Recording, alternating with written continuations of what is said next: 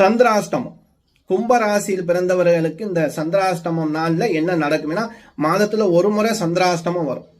இப்படி மாதம் மாதம் சந்திராஷ்டமம் பார்க்கக்கூடிய அன்பு உறவுகளாக நீங்க இருந்தீங்க அப்படின்னா பதட்டம் இல்லாம இருங்க. நீங்களே பேசிக்கிட்டே இருப்பீங்க.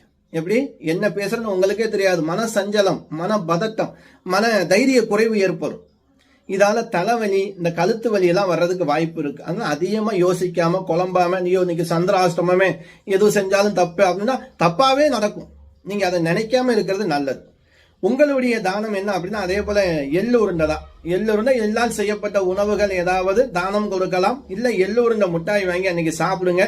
எள்ளால் சமைக்கப்பட்ட எண்ணெய் இருந்தாலும் சரி, இல்ல எண்ணெய் இருக்கும், அந்த எண்ணெய் தானம் கொடுங்க, கோயிலுக்கு தானம் கொடுங்க. இப்படி கொடுப்பதால் சந்திராஷ்டம நாள்ல மனக்கவலை இல்லாம, மன சஞ்சலம் இல்லாம, மன பதட்டம் இல்லாம இந்த நாள் உங்களுக்கு அற்புதமா அமைஞ்சிடும். ஆனா சந்திராஷ்டமம் அப்படின்னு சொல்லிட்டு நீங்க இருந்துடக்கூடாது. அந்த நாள் நீங்க பயணிக்கணும், ஒரு காரியத்தை சிரிச்சபடியே செயல்படுத்தணும். அப்படி பண்ணும்போது இந்த சந்திராஷ்டமம் உங்களுக்கு நல்லது செய்ய ஆரம்பிச்சிடும்.